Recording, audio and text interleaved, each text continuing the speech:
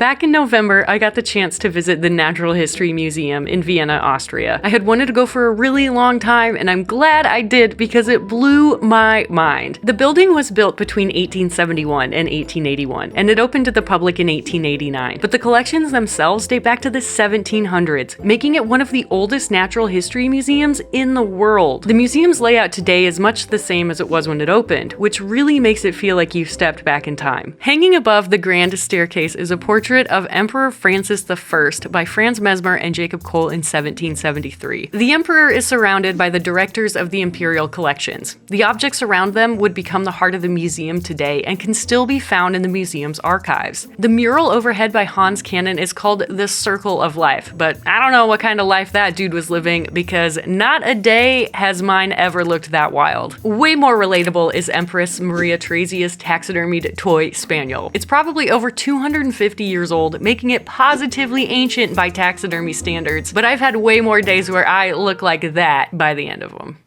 A unique thing about the museum is that they were early adopters of Darwin's evolutionary theory. You can see his influence around the exhibits, and above the main hall is a sculpture of an ape holding a mirror to a boy. The other is holding a copy of Darwin, The Descent of Man. There are 38 display halls in the museum, and each one is filled with natural light and original display cases, which still house collections material. The mineral halls are surrounded with murals that depict the quarries where they were found, and the specimens are organized according to chemical formula and crystal structures. One of my absolute favorite displays was all about the geology of Austria's buildings. They've got more than 35,000 stone examples from local buildings, those across the Austrian-Hungarian Empire, and also decorative rocks from the Vatican, Egypt, and other historic places. This material is super useful for architects, stonemasons, and conservators, and by people like me who just love finding fossils in the floor. There was all this shiny stuff too, like a mind-boggling gem collection amassed by an empress, and a stunning meteorite case, which included the Elbingen meteorite. When it fell around the year 1400, nobody knew what meteorites were, and everyone thought it was just a count that got cursed by a witch and turned into a stone.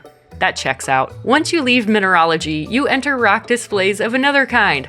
Fossils! The exhibit follows the progression of the geologic timeline, which means we should find right about here, yep, there he is, Dimetrodon, who is not a dinosaur. This fossil bird from China is more than 125 million years old, from right around the time of the first flowers. And this specimen took more than 500 hours to prepare. Of course, what's a natural history museum without an epic dinosaur haul? There is a bunch of super cool stuff in here, including in 1909, business guy Andrew Carnegie sent casts of a Diplodocus skeleton to the 10 most important museums in the world. It shares its room with this super epic Allosaurus animatronic that I spent way too long watching. I also had a big nerd out moment when I stumbled across a number of fossils that were collected from South Dakota, where I'm from. Some of these pig-sized mammals were from the Badlands formations. The Vienna Museum also has the largest turtle fossil ever discovered. It's always super cool to see that something I'm interested in is fascinating to people on the other side of the planet. But nothing could have prepared me for what I was going to see next.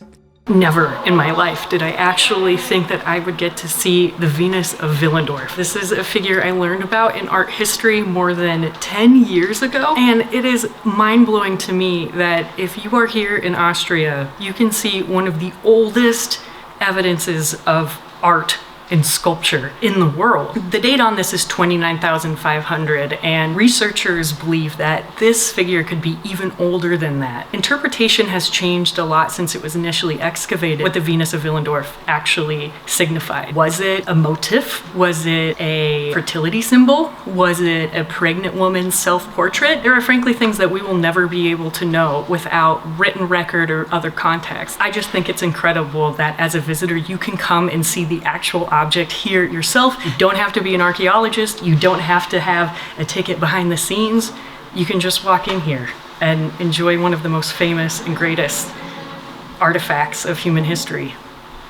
Once we left the anthropology displays, I was full on cavorting through the first floor zoology exhibits. They're based on 19th century classification philosophy that puts organisms from least to most complex. But in this iteration, humans are represented as the climax of creation, which is a really problematic and antiquated idea. In the invertebrate halls, I found an impressive assortment of Blaschka models. These were created by father-son duo Leopold and Rudolf Blaschka in the mid to late 1800s. Those two were from a whole family of glass blowers, and they produced several thousand plant and animal models, relying on specimens and illustrations for reference. Vienna also boasts the largest fish display I have ever seen. It houses more than 40 sharks, rays, and chimeras. Fish and sharks don't get a lot of love, but they were so fantastic. Do you know how many bones there are in a fish? I mean, you could count them because they have everyone picked out and lined up just for you to look at. Speaking of cool fish, the Vienna Museum has a few stunning coelacanths on display. These fish were thought to have gone extinct more than 250 million years ago in the Triassic, until ichthyologist Marjorie Courtenay-Latimer found one in a fish market in South Africa in 1938. They're still pretty rare to find in museums today, but lots of them have models. After fish, it was mammals. The mammal halls have case after case of taxidermy mounts. One of the oldest specimens in the world is this Javan rhino, which died on its way to the Vienna Zoo. It looks much the same as it did when it was mounted in 1801. Despite its age and fragile nature, the museum has come up with new ways to explore its collections, like by creating 3D scans and models of its objects. You can spin it around if you want to.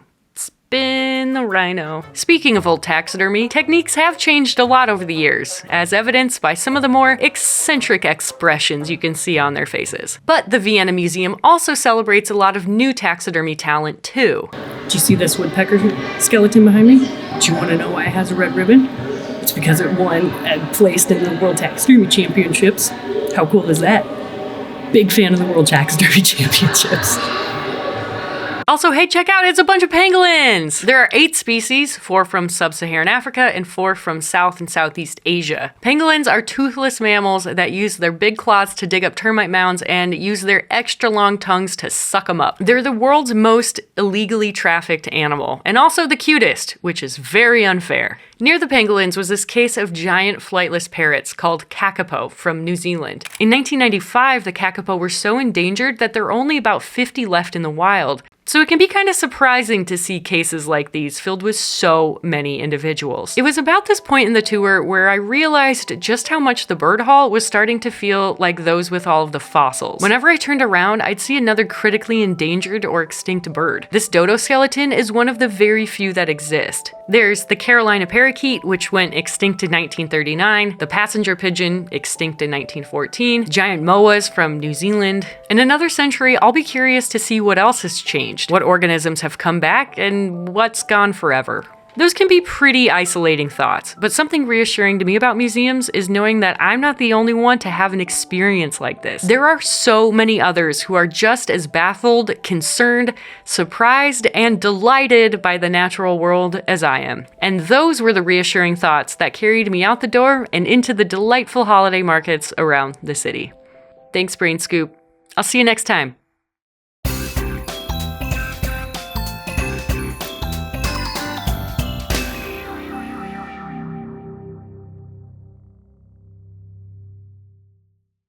It still has brains on it.